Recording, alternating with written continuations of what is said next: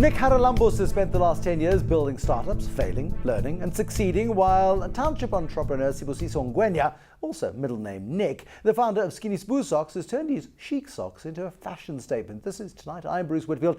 Tonight I bring them together virtually to share their lessons for aspiring entrepreneurs.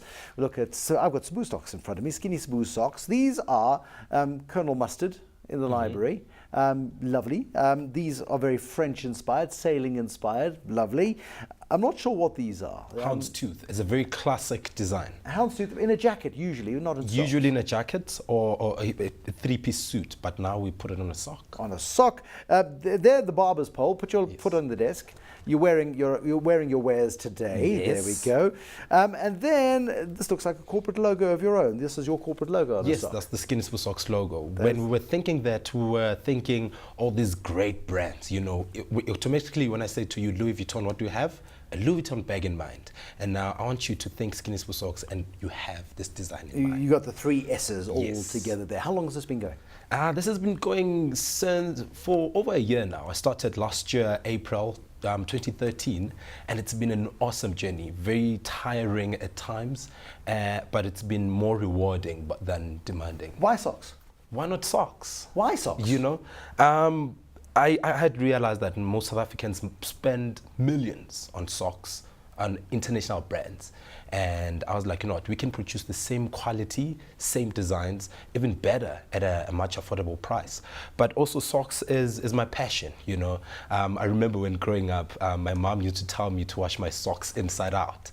And that instilled a sense of attention to detail when it comes to my socks. And suddenly I used to look at what I wear my socks with, how I wear them with what. But also I'm a very tall guy, you know, I'm 1.9 meters tall. So I struggle to find pants that fit properly. And I had to compensate for the gap between my shoes and my pants, and socks was the way.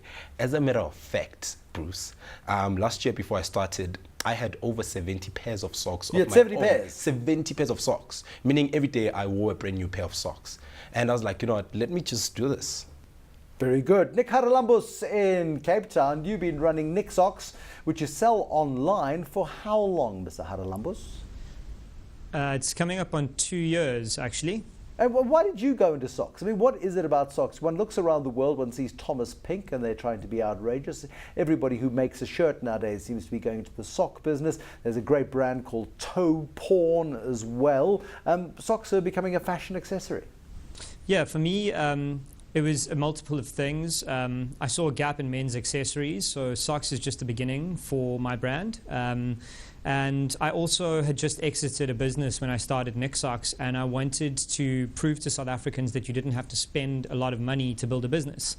So I started Nic Socks out of my house with 5,000 Rand and set myself a challenge to build the business from beginning to end in 6 weeks, spend 5,000 Rand or less, and generate revenue of a reasonable amount within 30 days. And if I couldn't do that, I'd start something else. Explain to me how that worked, because you are a tech startup kind of guy. That's where your background is. You're not really a sock salesman as such. You're out there to make a point and prove that technology startups in South Africa can work. Yeah, absolutely. And technology has become very commoditized. So unless you are at the cutting edge and forefront of technology, then technology is kind of irrelevant. And I wanted to prove that it isn't really about tech in the tech space sometimes. So I used a variety of platforms that are available free online to launch an e-commerce site. And I then partnered with what was CityMob and what is now Superbalist.com. And I launched a sock sale. And within the first 10 days, we sold close to 800 pairs. And I had a business. The rest is kind of becoming my history. Are you doing other things, or are you just selling socks? I do some consulting on the side, but socks is my absolute main drive. And in fact, the business itself, not necessarily socks. We've got some very exciting things coming at the end of the month to grow our brand. But can socks sustain you? Can you be sustained on a sock? To be perfectly blunt, in South Africa, absolutely not. Nicksocks.com ships to over 20 countries in the world at the moment. We're also pushing into retail and doing distribution. To give you some numbers, last year we produced and sold 6,500 pairs. This year we've already done close to 60,000 pairs. Okay, so tenfold growth in a single year. Sbu, are you jealous? Yeah. Very, but I'm looking up to Nick. Hey, I think he's doing an incredible job. He's been around for Twice a as long time. as you. Twice as long as me. But I'm learning every day, you know. And the thing about Skinny Sbu Socks is that we've just entered a transition. You know, I moved from just a small sock merchant who was just buying socks at a factory, and now I am designing my own socks. Is your background in design? I don't have a background in design. I have a background in fashion. I was a model, and I realized that also men need socks in the country, and which is why we went for socks, you know. And Nick's point, though, that South Africa is not big enough Yeah. to live off pairs of socks, selling pairs of socks, is a good point. Are you creating a sustainable business for yourself and your colleagues out of just socks? Well, I am obviously looking into the future, you know. I must say I've had a good run for the past year as a small startup. It's not that good. There are ups and downs. And really, you really have to look outside the country for you to sustain yourself as a sock brand in South Africa. Nick sold 6,000 pairs last year, 60,000 pairs so far this year. Yeah. How many have you moved? I have tracked these ones, the 5 designs. I got the stock 3 weeks ago, the last weekend of August, Yeah. and I've sold 1.2 units. 1,200. Yes. There we go. All right. So you've got a way to go, but it's a startup story. It's an energetic story. You're manufacturing these now yourself. You're designing them yourself. You're manufacturing these yourself. Nowhere in Joburg can you make socks. Nobody in Joburg can make this great quality in Joburg. Okay. There are other manufacturers who make socks for socks and stuff, but that great international quality, nobody does that. And what we're looking at Skinny Sbu Socks really is going corporate, you know, to have a CNBC sock, to have a Standard Bank sock, but also we really would like to work with government departments and really go and have and do bigger numbers now. There we go. I mean, Nickara Lambos in Cape Town. I mean, here you've got the startup of startups. 2 years in, you're selling 60,000 pairs a year, exporting to 20 countries around the world. What next? Because the little bit I do know about you, you're not one to hold back on ambition and growth ideas. Yeah, a friend of mine who's running a startup in Cape Town says go big and go home to try and balance your work and social life. But for me, there is no go big and go home. It's all the same. So for us, there's a buzzword in the e-commerce space at the moment. It's omni-channel. I hate the word, but it's kind of a relevant one. So for us to grow at the rate that we need to grow at over the next 5 years, we need to push into retail with our own stores as well as with distribution in retail. So that's what we're going to be doing in the next 12 months. We're opening a store. We are trying to push the e-commerce to its limits and see if we can get e-commerce and retail to work together, which is what all the big guys are trying to do. I mean, one looks at sort of e-commerce sites, and generally the big companies are now getting into e-commerce in a very insignificant way. But you look at the guys who are selling the pots and pans out of Steenberg in Cape Town. They seem to be one of the more successful e-commerce entrepreneurs, but they employ 12 people at a time over Christmas. That's their busy season. Is there enough e-commerce in South Africa to get a retail brand going and growing in this country? Yes, absolutely. I think that if you are Takealot or Kalahari, you're going to lose if you're trying to compete with them. And they've merged as well, which changes the dynamics, isn't it? Exactly. Yeah. After the merger, if you are trying to compete with them, you're in trouble. So the only way to sustain is to do what Yappy Chef did and to go niche. They picked a niche, they cut out a brand, they got loyal supporters and fans, and that's what we're doing. Over 2 years, we've put the customer at the center of our business. We are a customer business that happens to sell men's accessories. We value service above everything else and quality of product.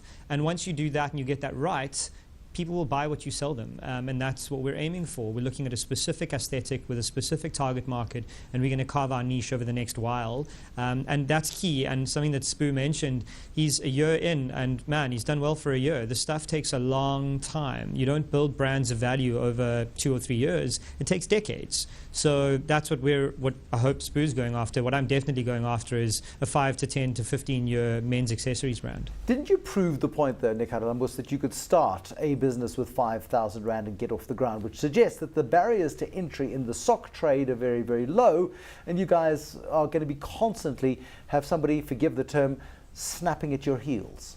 Yeah, this is a land grab. The next 3 years is completely a land grab in any space. So for me, it's not really about socks. It's about the understanding of e-commerce and the markets that we're diving into. So I use socks as my method to get into e-commerce and understand where the market is in South Africa. But the truth is, socks is just the beginning. And if you are not in e-commerce now, you better get cracking, because the space is going to blow up in the next 5 years. Flash some of your socks at me, please. I can see them posted in front of you very neatly. Just take me through some of the styling. We've also expanded, Bruce. Oh. Yeah, so we've got our okay, 6 pairs and flagship ones in your right land, yes. Barber and Baby, this is a pack we've just launched. We've also launched women's socks recently, so we've branched out. And we also have shoelaces that match to go with all of that. Very neat. So yeah, our range has really expanded, and we're pushing that to the limits through Christmas.